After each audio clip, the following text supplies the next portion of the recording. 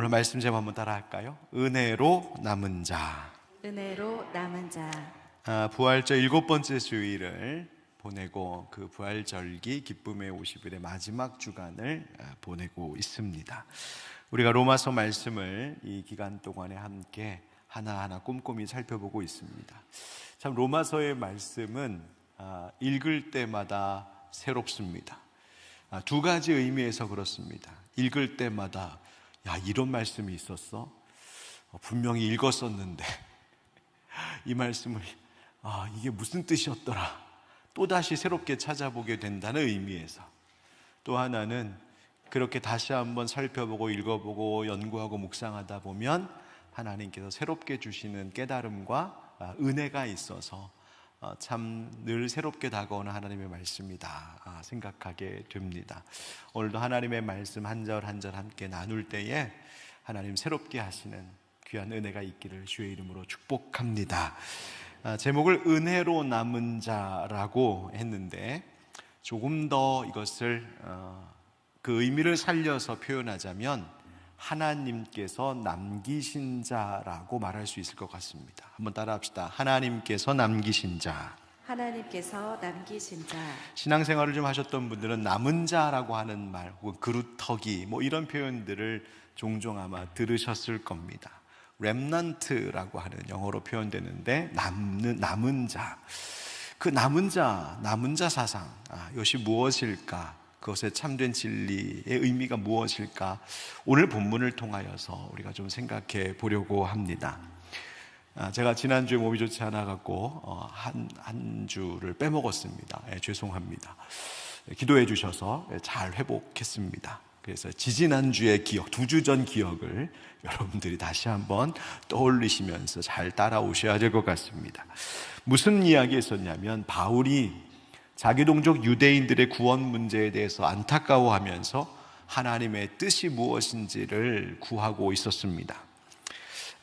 지난주 본문이었던 로마서 10장에 보면 14절부터 이런 말씀이 있었어요. 그런즉 그들이 믿지 아니하는 일을 어찌 부르리요? 듣지도 못한 일을 어찌 믿으리요? 전파하는 자가 없이 어찌 들으리요? 보내심을 받지 아니하였으면 어찌 전파하리요? 기록된 바 아름답도다 좋은 소식을 전하는 자들의 발이여함과 같으니라. 그러나 그들이 다 복음을 순종하지 아니하였도다. 이사야가 이르되 주여 우리가 전한 것을 누가 믿었나이까 하였으니. 아름답도다 좋은 소식을 전하는 자들의 발이여, 이 표현이 우리가 익숙하죠. 그런데 이 말씀이 바울의 입장에서 너무 가슴 아픈 말씀이었다는 이야기를 한 적이 있습니다. 왜? 하나님께서 이스라엘 곧 유대인들에게 복음을 전할 자들을 보내셨다는 겁니다.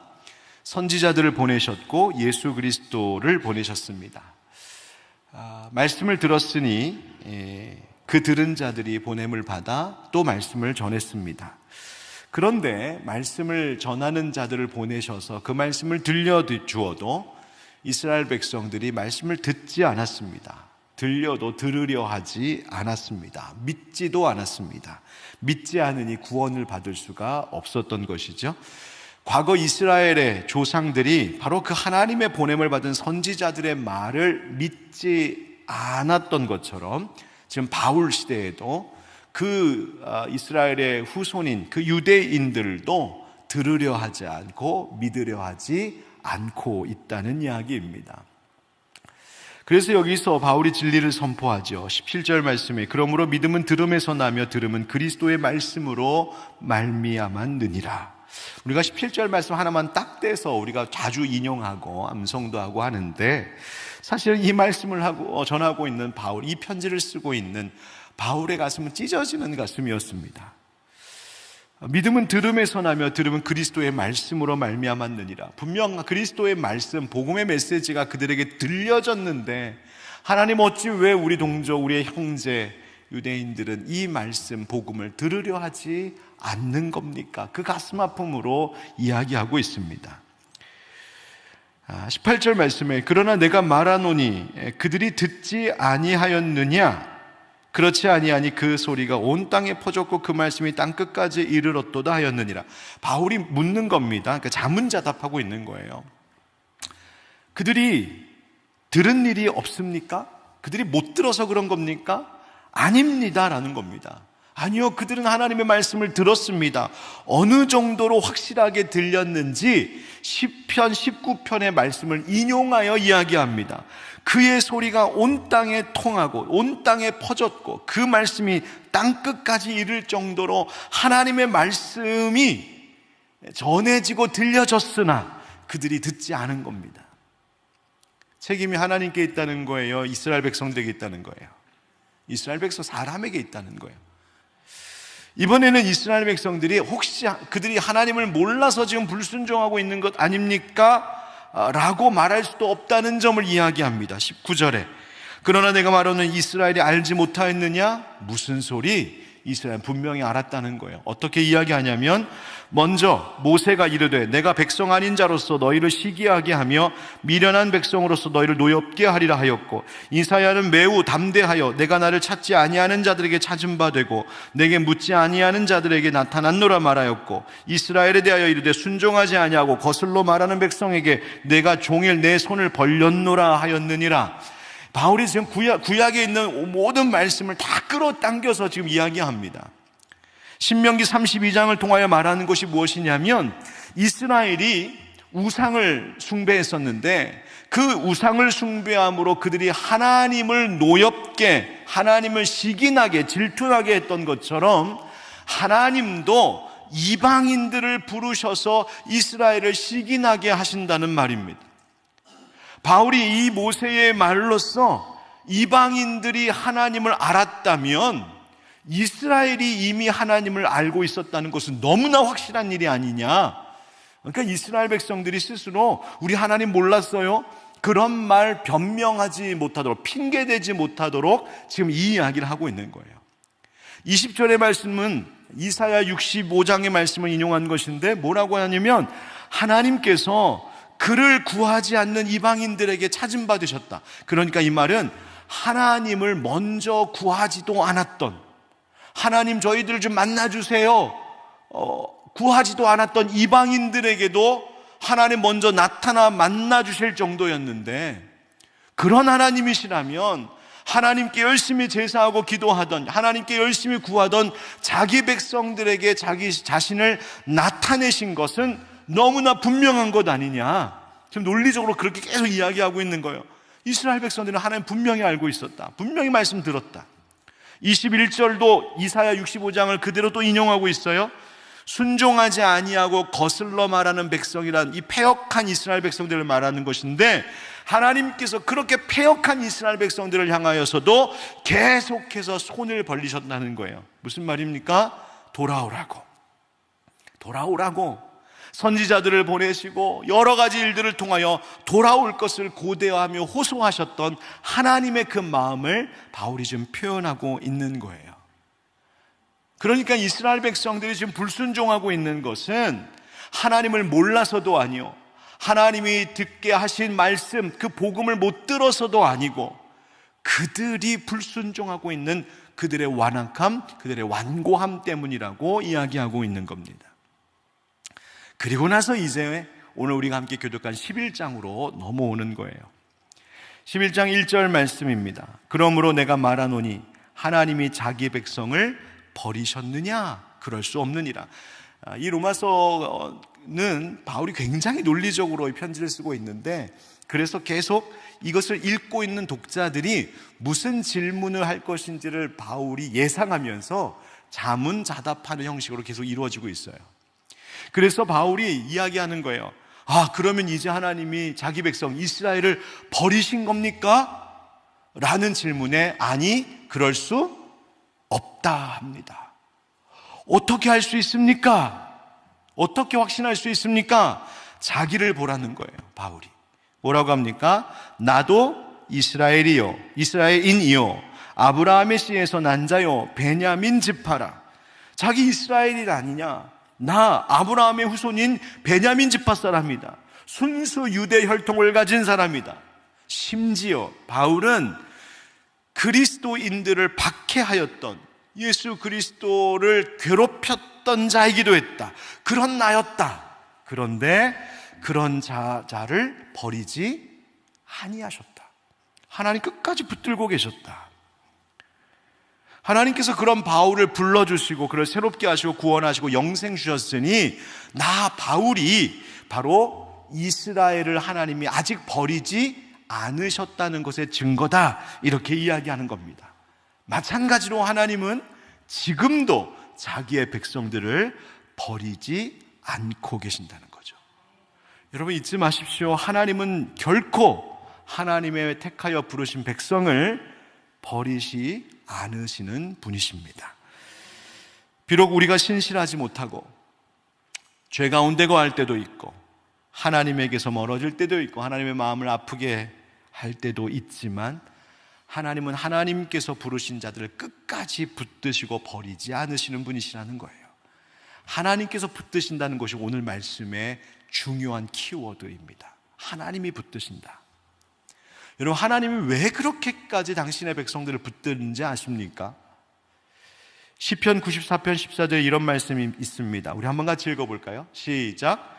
여호와께서는 자기 백성을 버리지 아니하시며 자기의 소유를 외면하지 아니하시리로다. 하나님 버리지 아니하신대요. 왜? 사무엘상 12장 말씀 같이 시작.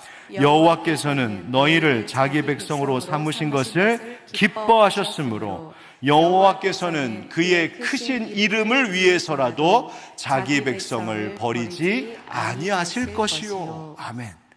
하나님은 우리를 택하실 때 너무 기뻐하셨을 뿐만 아니라 당신의 그 크신 이름을 위해서라도, 즉 이 문제는 하나님의 명예가 걸려있는 문제라는 거예요. 우리가 하나님께서 하나님의 붙들림을 받아 끝까지 은혜로 믿음으로 살다가 마침내 구원을 얻게 하시는 이 일은 그저 비단 나 혼자만의 문제가 아니라 이건 하나님의 명예, 하나님의 명성에 달려있는 문제라는 거예요. 여러분, 출애굽기 32장에 보면 이스라엘 백성들이 금송아지 만들어 놓고 숭배하지 않습니까? 그때 하나님이 진노하셨죠. 하나님께서 이 백성 진멸하시겠다고 하셨어요. 그러자 모세가 그때 기도했던 기도 내용이 있습니다. 출애굽기 32장 12절. 어찌하여 애국 사람들이 이르기를, 지금 모세가 하나님 앞에 기도하는 거예요. 여호와가 자기의 백성을 산에서 죽이고 지면에서 진멸하려는 악한 의도로 인도해내었다고 말하게 하시려 하나이까. 주의 맹렬한 노를 그치시고 뜻을 돌이키사 주의 백성에게 이 화를 내리지 마옵소서. 그러니까 하나님, 지금 이 금송아지 숭배한 이 죄인들, 이 히브리인들, 예, 맞습니다. 하나님 죄인입니다. 마땅히 죽을 자들입니다. 그런데 하나님 지금 이 광야의 한복판에서 우리 죽이시면 저 애국 사람들이 뭐라고 하겠습니까? 저 다른 이방 민족들이 뭐라고 하겠습니까? 하나님, 여호와 하나님이 악하셔서 우리 데려다가 여기서 죽였다고, 하나님이 무능력하여서 여기까지밖에 못했다고 저들이 조롱하지 않겠습니까? 하나님 명예가 걸려있는 문제입니다. 하나님 우리를 용서해 주십시오. 하나님 어떻게 하셨어요? 마음을 돌이키셨어요. 민수기 14장에도 나옵니다. 가나안 땅을 먼저 정탐꾼들을 보내어 정탐하고 돌아왔는데 정탐꾼들 중에 대다수가 뭐라고 합니까? 부정적으로 평가하죠. 우린 죽었다, 우린 큰일 났다, 우린 끝장났다. 그러자 백성들이 하나님을 원망했습니다. 그러자 하나님께서 노하셔서 심판하시겠다고 말씀하시는데 뭐라고까지 말씀하셨냐면, 언제까지 너희가 날 믿지 않겠느냐. 하나님의 마음이 느껴지는 표현입니다. 언제까지 날 믿지 않겠느냐. 내가 전염병으로 너희들을 다 쳐서 없애겠다. 그러면서 모세에게 말씀하시기를, 모세야, 우리 다시 시작하자. 우리 둘이 다시 시작하자. 내가 너를 통하여 저 히브리인들보다 더 크고 강한 나라를 세우겠다. 하나님께서 너무너무 화가 나셔가지고 다 이스라엘 백성들을 없애고 너 모세를 통해서 내가 다시 새로운 민족 이루겠다고 하나님 말씀하실 정도였어요. 그러자 모세가 하나님 앞에 간절히 엎드려 간곡히 기도하기를, 민수기 14장 15절에 보니까 이제 주께서 이 백성을 하나같이 죽이시면 주의 명성을 들은 여러 나라가 말하여 이르기를, 여호와가 이 백성에게 주기로 맹세한 땅에 인도할 능력이 없었으므로 광야에서 죽였다 하리이다. 하나님, 저희 여기서 진멸하시면 이거 하나님 불명예스러운 일입니다. 하나님의 그 거룩하신 명성, 능력의 명성에 먹칠하는 일입니다. 하나님 돌이켜 주십시오. 하나님 어떻게 하셨을까요? 돌이키셨어요. 여러분, 우리의 존재란 어떤 존재냐면 하나님의 명성과 연결되어 있는 존재인 줄 믿으시기 바랍니다. 나 혼자 잘 되고 나 혼자 복받고 나 혼자 구원받고 이 정도의 일이 아니라는 거예요. 내 존재, 내 삶, 나의 구원의 문제는 나를 택하여 불러주신 하나님의 명예와 연결되어 있는 문제예요. 여러분, 하나님 앞에 중보기도 하실 때에, 하나님 앞에 간절히 기도하실 때에 하나님의 약점이 있어요. 하나님 이렇게 약속하셨잖아요, 그거. 그러니 하나님, 이거 하나님 명예랑 걸려있는 문제예요. 하나님 들어주셔야 돼요. 하나님 꼼짝없이 들어주셔요. 시편의 다윗도 고백합니다. 우리 잘 아는 시편 23편 3절 다 같이 시작. 내 영혼을 소생시키시고 자기 이름을 위하여 의의 길로 인도하시는. 무엇을 위하여? 자기 이름을 위하여 의의 길로. 하나님 명예에 달려있는 문제. 여러분, 능력의 하나님, 거룩하신 하나님께서 우리를 붙드시는 일에 있어서 하나님의 명예를 거셨다는 거예요. 오늘 본문 2절 상반절에 보면 미리 아신 자기 백성을 버리지 아니하셨다, 이런 말이 나옵니다. 미리 아셨다라는 말은 미리 뽑으신 백성이란 뜻이에요. 미리 택하여 뽑으셨다는 뜻이에요. 하나님이 이스라엘 백성들을 미리 뽑으셨어요. 다른 이방 민족에 비하여서 미리 하나님이 그들을 아시고 미리 뽑으셨어요. 그것처럼 하나님께서 우리도 다른 믿지 않는 사람들 중에, 즉 가족들 중에, 믿지 않는 가족들 중에, 믿지 않는 친구 중에, 믿지 않는 이웃들 중에 나를 미리 아셔서 나를 미리 뽑으셨어요. 왜 그러셨을까? 바로 이스라엘 백성들을 통하여서 이방 민족에게 하나님을 알리고자 하심이랍니다. 여러분, 여기에 모여있는 우리들을 하나님이 미리 뽑아서 택하여 주시고 우리를 붙드셔서 하나님의 명예를 걸고 우리를 지키시는 이유 뭔지 아십니까? 바로 그런 은혜를 입은 나를 통하여 하나님을 알리고자 하시는 목적이, 즉 하나님을 모르는 자들에게 하나님이 어떤 분이신지를 알리고자 하는 목적이 있기 때문이라고 이야기하고 있어요. 여러분, 그 목적으로 우리를 부르셨다는 거예요. 그 목적을 위하여 하나님이 우리를 붙들고 계시다는 거예요. 하나님의 명예가 걸려있는 문제예요. 여러분, 이 목적에서 벗어나지 마셔야 합니다. 하나님 왜 날 먼저 예수 믿게 하셨을까? 나를 통하여서 그 사랑을 나타내려고 하심입니다. 이것이 삶의 목적이 되는 거예요. 여러분, 우리가 예수 믿었을 때 회개했다, 회심했다 이런 말 합니다. 여러분, 회심했다는 말이 뭘까요? 뭘 의미하는 것일까요? 예수 믿게 되었다는 것이 뭘 의미하는 것일까요? 나 구원받았습니다, 나 세상에서 이제 하나님 복 주실 겁니다, 그것입니까? 아니에요. 내가 회심했다라고 하는 말의 의미가, 성경적 의미는 무엇이냐면 이제부터 내 삶의 목적이 바뀌었다는 것을 이야기해요. 어떤 목적? 내가 지금까지 살고 있었던 것은 내가 계획하고 내가 꿈꾸고 내가 바라는 것을 위해서 살았던 삶의 목적으로 가고 있었는데 이제는 하나님의 목적 위해서 살겠다는 거예요.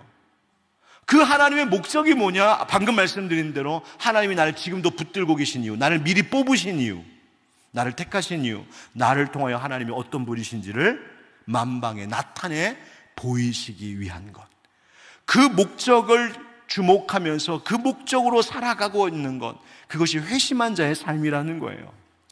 여러분, 우리가 왜 예수 믿으면서도, 왜 하나님 섬기면서도 삶의 기쁨과 만족을 누리지 못하고 살아갈까요? 좋은 일이 없어서 그럴까요? 내가 꼭 원하는 게 이루어지지 않아서 그럴까요? 아니요, 여러분 잘 생각해 보십시오. 왜 내가 예수 믿으면서도 삶의 기쁨과 만족이 없는 것일까? 그 목적을 주목하지 못해서 아닐까?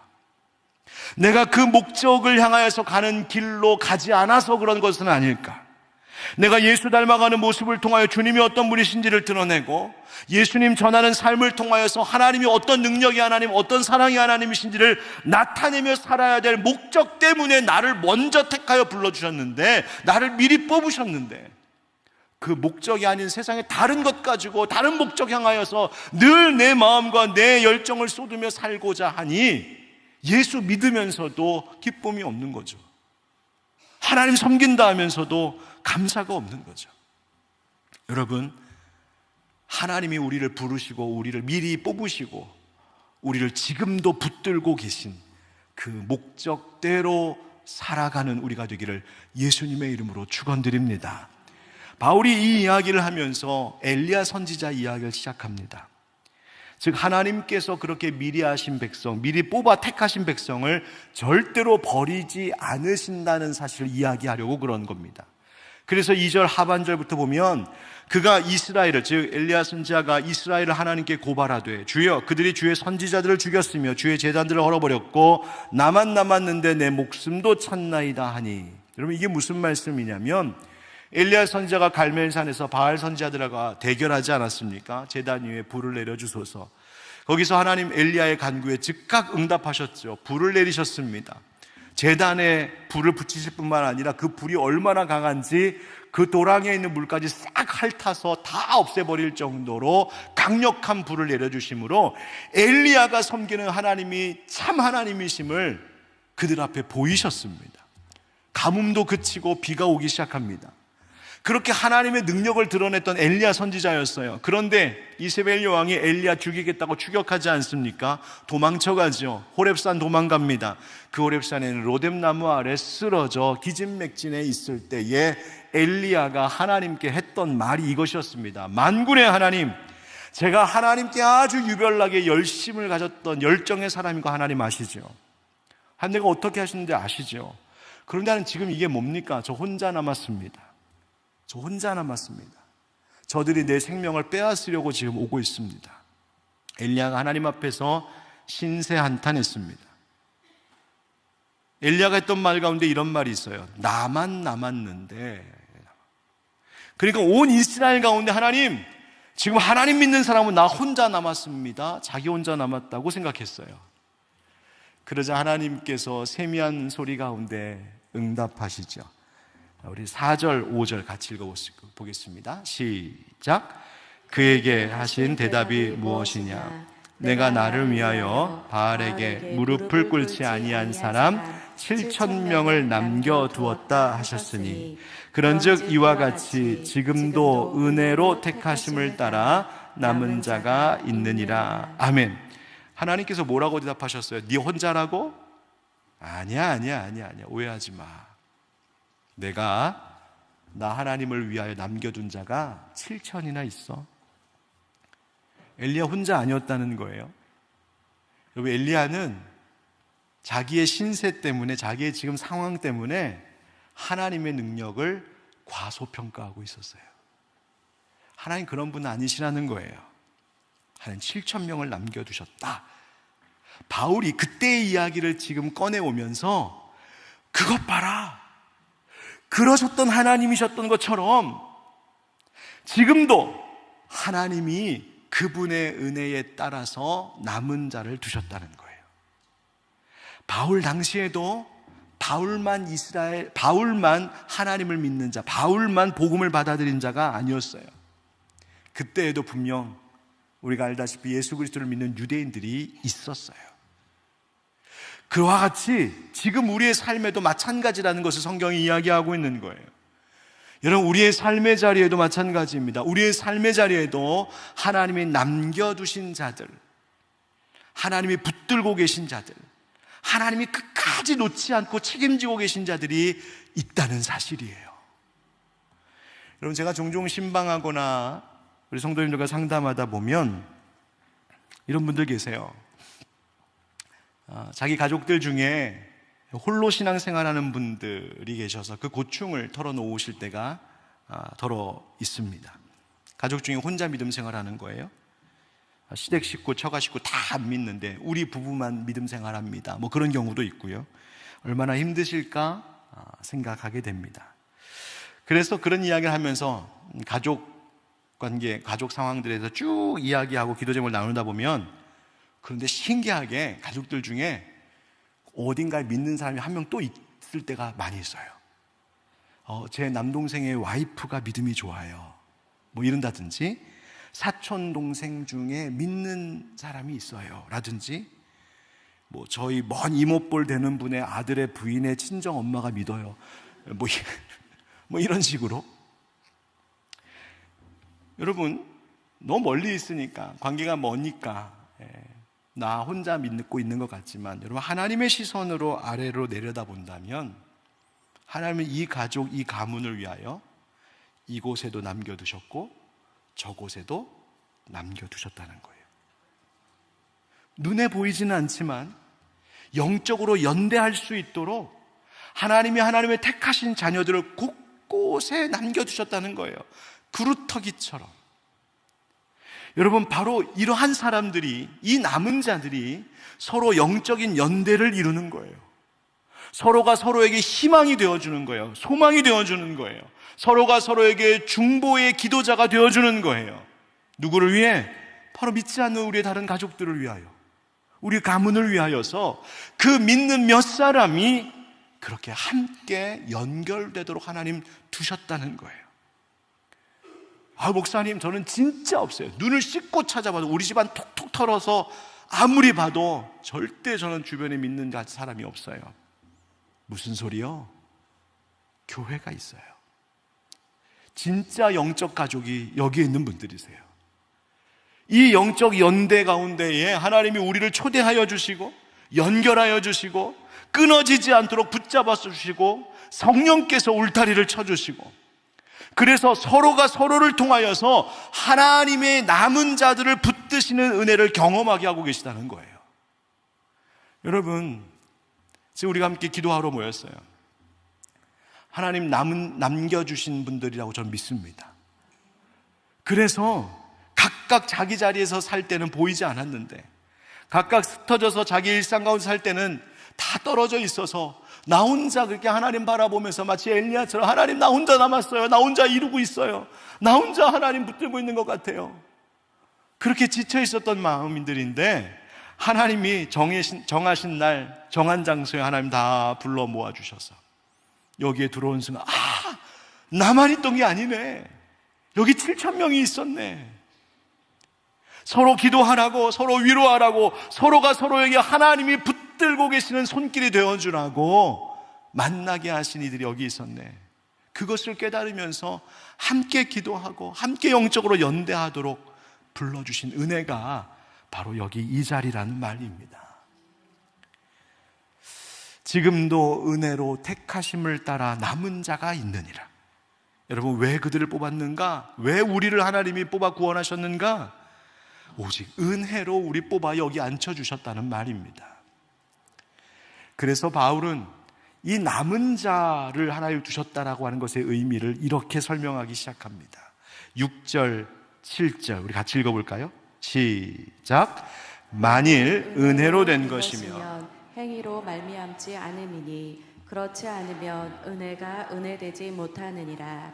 그런즉 어떠하냐? 이스라엘이 구하는 그것을 얻지 못하고 오직 택하심을 입은 자가 얻었고 그 남은 자들은 우둔하여졌느니라. 아멘.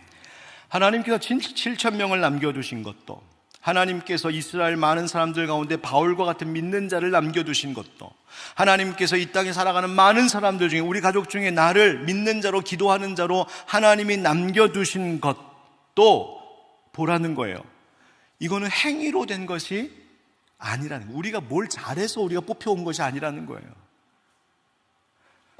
은혜로 되었다라고 이야기하지 않습니까? 그러면서 이스라엘을 이야기합니다. 이스라엘이 구하는 것, 실제로 이스라엘이 구하는 것이라는 건 뭐냐면 율법의 행위를 통하여 구원을 얻으려고 했던 것, 그것은 실패했다.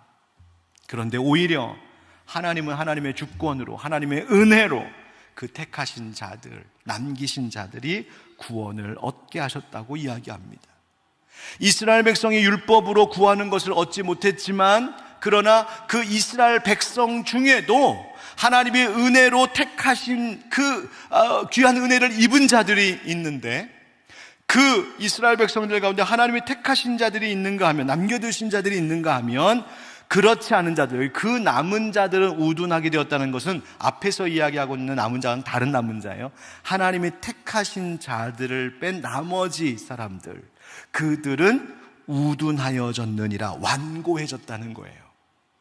하나님이 택하심 받은 자들은 하나님의 은혜를 알고 그분의 구원을 얻고 그분과 교제하는 그 복음의 은혜를 누리는 자들이 되었는데, 그렇지 않은 자들은 더욱 그 마음이 완고하여졌다. 어느 정도로?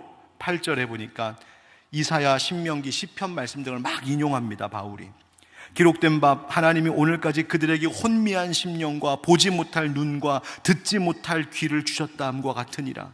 또 다윗이 이르되 그들의 밥상이 올무와 덫과 거치는 것과 보응이 되게 하시옵고 그들의 눈은 흐려보지 못하고 그들의 등은 항상 굳게 하옵소서 하였느니라. 이사야가 말했고 다윗이 말했던 것처럼 그 영적으로 보지도 못하고 영적으로 듣지도 못하는 상태가 되어버렸습니다. 영적으로 완전히 마비가 되었습니다. 하나님의 말씀을 알아듣지 못하고 이해하지 못하는 상태가 되어버렸습니다. 그 구원받지 못한 자들에 대하여 이렇게 지금 이야기하고 있는 거예요. 여러분, 이 말씀을 읽다 보면 어떤 분들은 이렇게 의심의 질문을 혹시 던지실지 모르겠어요. 그렇다면 하나님, 왜 어떤 사람은 택하셨고 어떤 사람은 택하지 않으신 겁니까?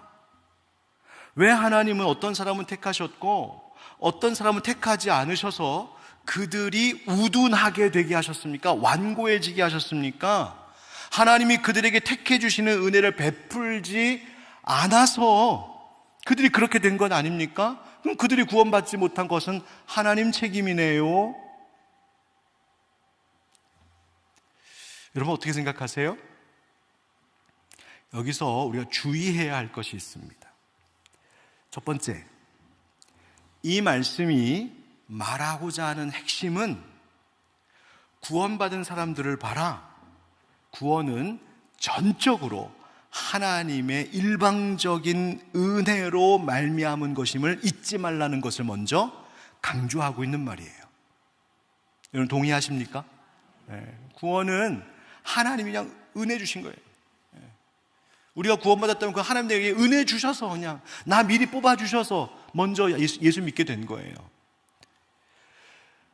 두 번째 주의할 것은, 그러나 구원받지 못한 멸망의 책임은 여전히 인간에게 있다는 것을 이야기하고 있어요. 아니, 왜? 하나님이 택하지 않으셔서 구원 못 받은 거 아니야? 아니라는 거예요. 우리는 이미 로마서, 오늘 설교의 맨 앞부분의 이야기, 로마서 10장의 이야기를 이미 우리 나누었어요.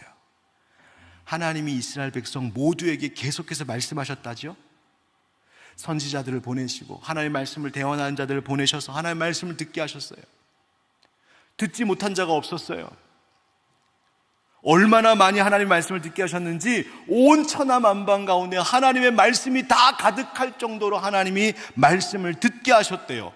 그러나 듣지 않은 것은 사람들이었다는 거예요. 하나님의 말씀을 들을 줄 모르고 들으려 하지 않고 있었던 그 완고함, 이것이 인간, 죄인된 인간의 본성이라는 겁니다. 본래 죄성, 본래 죄인들이 그렇다는 거예요. 인간이 본래 그렇게 완고하고 완악한 상태, 죄인의 상태였어요. 그래서 하나님께서는 계속해서 하나님이 손을 벌리시고 내게로 돌아오라고, 회개하라고, 내게로 돌아오라고 그렇게 하나님께서 사람들을 보내셨는데도 고집부리고 듣지 않았어요. 하나님, 나 듣고 싶지 않아요. 하나님, 나 하나님 말씀 듣고 싶지 않아요. 귀를 막고 눈을 가렸어요. 하나님, 나 내버려 두세요. 나 놔두세요. 난 변하지 않을 겁니다 라고 고집부리는 자들이 있었어요. 그들에 대하여 하나님이 그들을 그냥 그 완고함에 내버려 두셨다는 거예요. 하나님이 조장하신 것 아니에요. 하나님 끝까지 손을 벌리셨어요. 하나님 지금도 손 벌리고 계세요. 돌아오라고. 듣지 않고 고집부리는 것은 죄인인 인간의 잘못이에요. 그들을 내버려 두셨대요. 이 내버려 두심을 신학에서는 유기하셨다 이렇게 이야기합니다. 하나님의 말씀 듣지 않고 귀 막고 거부한 인간의 상태에 대하여 하나님 여전히 손발 두 팔 벌려서 다 부르고 계셨지만 계속 불순종하는 자들에 대해 하나님이 유기하셨다는 거예요. 내버려 두셨다. 그럼 어떡하죠? 어떻게 하면 좋죠? 언제까지 하나님께서 이들을 내버려 두실까요? 궁금하죠? 이 이야기는 다음 주에. 그런데 이 문제를 좀 잠시 놔두고 바울이 진짜 하고자 하는 다음 이야기를 먼저 생각해 봐야 돼요. 왜 하나님께서는 그 유기된 자들을 그렇게 내버려 두고 계신가? 완고한 자들을 왜 그렇게 유기하고 계신가? 이유가 있다는 거예요. 11절 같이 읽겠습니다. 11절 시작. 그러므로 내가 말하노니 그들이 넘어지기까지 실족하였느냐? 그럴 수 없느니라. 그들이 넘어짐으로 구원이 이방인에게 이르러 이스라엘로 시기나게 함이니라. 아멘. 바울이 또 자문자답하고 있어요. 아니 그렇다면 이제 이스라엘은 걸려 넘어져서 완전히 쓰러지고 망하게 된 겁니까? 그럴 수 없습니다. 하나님이 그들을 내버려 두고 계신 것에는 하나님의 선하신 목적이 있기 때문입니다. 무슨 목적이요? 이스라엘의 그 넘어짐, 이스라엘의 그 허물 때문에 오히려 구원이 이방인에게 이르게 되므로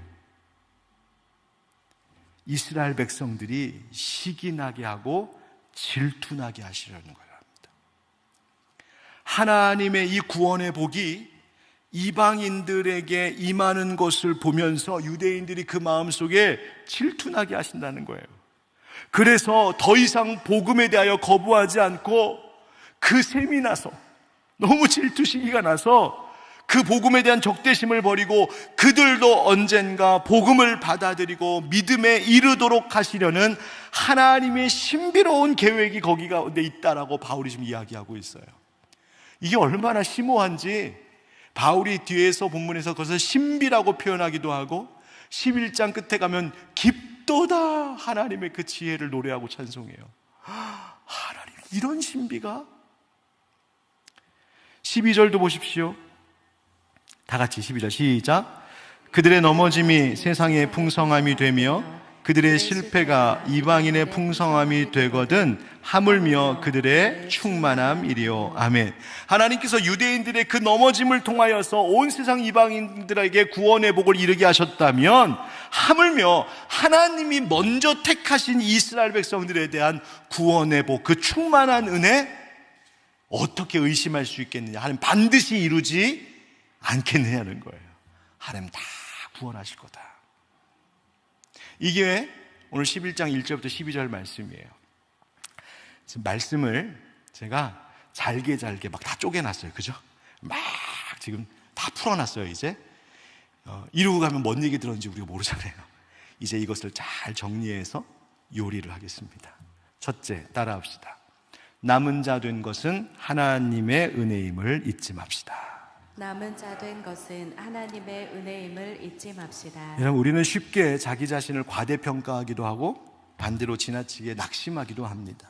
잘 될 때는, 인생이 잘 될 때는 내가 잘해서 여기까지 왔다 그렇게 자랑하기도 하고요. 인생이 뭔가 잘 안 될 때는 나는 안 되는 사람인가 보다 낙심하고 절망하기도 합니다. 그런데 여러분, 신앙이라는 것은 뭔지 아십니까? 신앙은 내가 얼마나 잘났는가 혹은 내가 얼마나 못났는가 나를 주목하고 나를 묵상하는 것이 아닙니다. 신앙이란 하나님이 얼마나 나를 끝까지 붙들고 계신가를 바라보는 겁니다. 하나님의 은혜를 주목하는 거예요. 여러분 생각해 보십시오. 우리가 지금까지 믿음 지켜온 거, 여러분들이 지금까지 믿음 지켜온 거, 여러분들이 잘하여서 믿음 지켜왔다고 생각하십니까? 우리는 알잖아요. 나는 다른 사람 몰라도 나는 알잖아요. 내가 얼마나 흔들렸었는지, 내가 얼마나 방황했었는지, 내가 얼마나 하나님에게서 멀어져 있었는지, 기도하지 못한 날도 많았고, 마음의 열정, 하나님을 향한 사랑이 식어버린 적도 있었고, 하나님보다 세상 더 즐기고 더 붙들었던 때도 있었던 것 나는 알잖아요. 그런데도 하나 여기까지 오게 하셨어요. 그런데도 지금 내게 말씀 듣고 기도하는 자리에 있게 하셨어요. 누가 잘하신 거예요? 내가 잘한 것도 아니라 하나님 잘하신 거예요. 하나님 붙드셨기 때문이었어요. 결국 신앙이라고 하는 것은 뭘 얘기하는 거냐면 내가 하나님을 이렇게 붙들었습니다 그 얘기하는 것이 아니라 하나님이 나를 여기까지 붙들고 오셨습니다 그 이야기하는 거예요. 여러분 혹시 어디서 어떤 기회에 간증할 기회가 되시다면 여러분 이 포인트를 놓치지 마셔야 돼요. 내가 하나님 이렇게 믿었어요. 내가 하나님 이렇게 따라왔고 순종했어요. 그래서 복 받았어요. 그거 간증하는 건 아닙니다.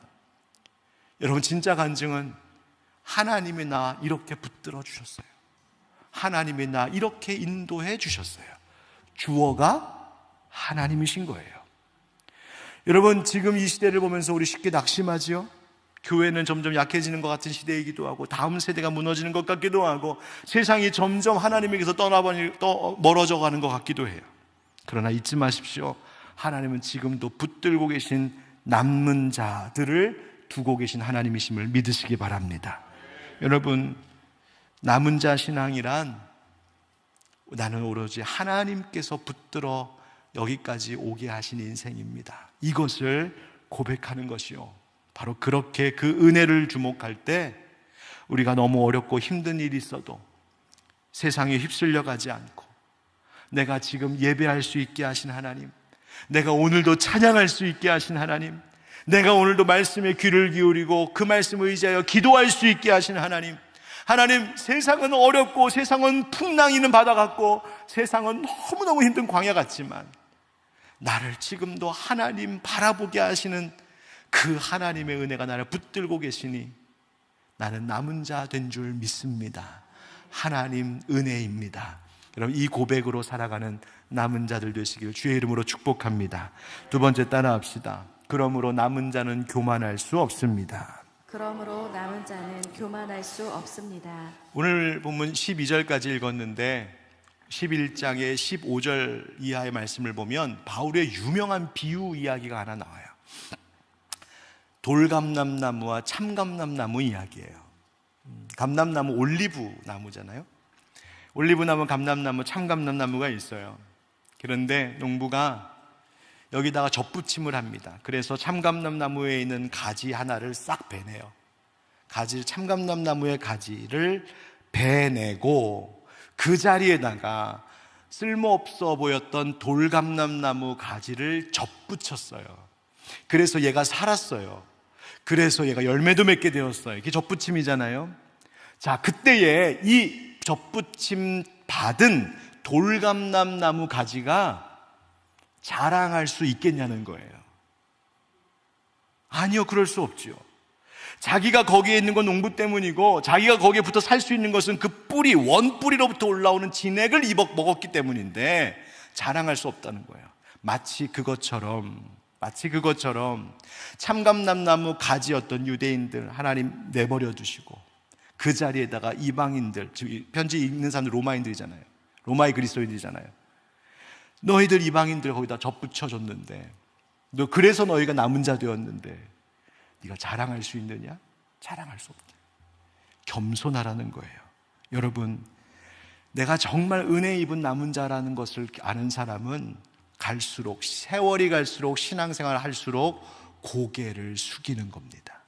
여러분, 내가 구원을 얻었다 해서, 내가 믿는 사람이라고 해서 믿지 않는 사람들 무시하고 정죄하는 어리석고 교만한 자 되지 마시고, 하나님 은혜 주셨으니 나도 그저 은혜로 삽니다. 은혜 나누며 삽니다. 겸손한 자로 살아가는 우리가 되기를 주의 이름으로 축복합니다.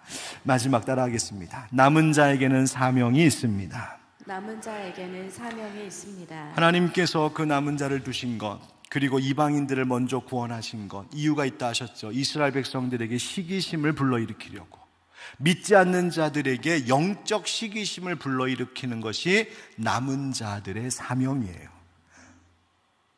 여기서 시기심이라고 하는 말의 의미를 좀 여러분 잘 이해하셔야겠죠. 여러분, 오늘날 세상 사람들은요, 교회를 향해서 별로 기대하지 않는 시대가 되어버렸어요. 교회를 보면서 이렇게 이야기해요. 그리스도인들 바라보면서 이렇게 이야기해요. 아유, 뭐 저 사람들, 믿는 사람들이나 믿지 않는 사람들이나 교회 다니는 사람들이나 안 다니는 사람들이나 뭐 똑같네. 뭘 저렇게 똑같이 사나. 별로 다를 게 없네. 기대할 게 없네. 그렇게 이야기하는 시대예요. 바로 이런 시대 속에서 남은 자들은 뭘 일으켜야 되느냐?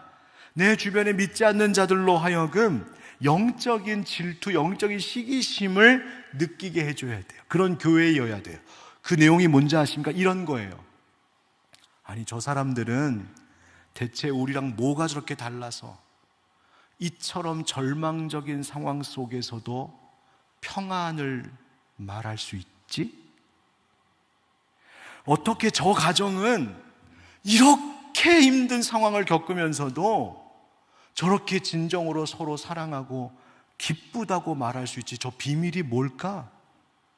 아니, 저 사람은 이 어려운 상황 속에서 어떻게 저렇게 심지가 굳게 마음이 무너지지 않고 늘 다시 일어나지? 아니, 저 사람은 이렇게 고통스럽고 아픈데 어떻게 늘 웃고 감사하고 찬양한다고 말하지?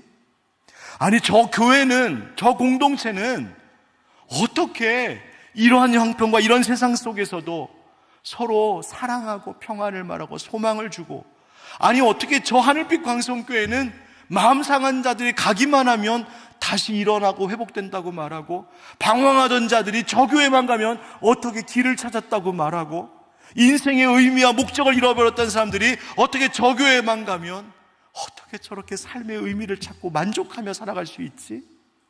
도대체 비밀이 뭐야? 나도 알고 싶어, 나도 알고 싶어, 나도 알고 싶어. 바로 그것이 영적 시기심을 불러일으키는 거예요. 여러분, 저는 우리 하늘빛 광성교회 성도들과 우리 교회가 그런 성도, 그런 교회 되기를 축복합니다. 세상은 지금 교회의 논리보다, 교회의 교리보다 삶의 증거를 보고 싶어하는 시대입니다. 분명히 무너질 이유가 많은데도 무너지지 않는 사람, 분명히 누군가를 미워할 만한데도 품고 용서하고 사랑하는 사람, 분명히 손해보는 일인 줄 알면서도 정직하게 그 일을 행하는 사람, 자기 욕심보다 하나님 나라 먼저 구하는 사람, 두려움이 많을 형편인데도 평안을 잃지 않고 불안함 속에서도 담대함을 갖는 사람, 저 사람 안에 도대체 뭐가 있기에 그럴까? 그 마음을 일으킬 수 있는 우리들이 되어야 돼요. 제가 목사이지만 우리 교회 성도님들 가운데도 그런 분들이 계십니다. 목사가 오히려 부끄러울 정도로 그런 분들이 계십니다. 제가 알거든요. 형편을 알거든요. 상황을 알거든요. 지금 하고 계신 일이 지금 어떤 지경인지도 알거든요. 기도 제목 나누니까요. 그런데 감사하대요. 그런데 괜찮대요. 그런데 문제 없대요. 그런데 평안하대요.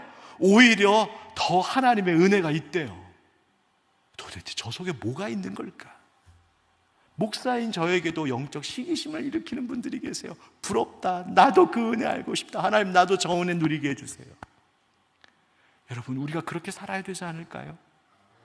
여러분, 이 금요기도에 오신 성도님들, 하나님이 그 은혜 주셔서 그 남은 자의 사명을 감당할 수 있도록 오늘도 성령께서 우리와 함께해 주실 줄 믿습니다. 아멘.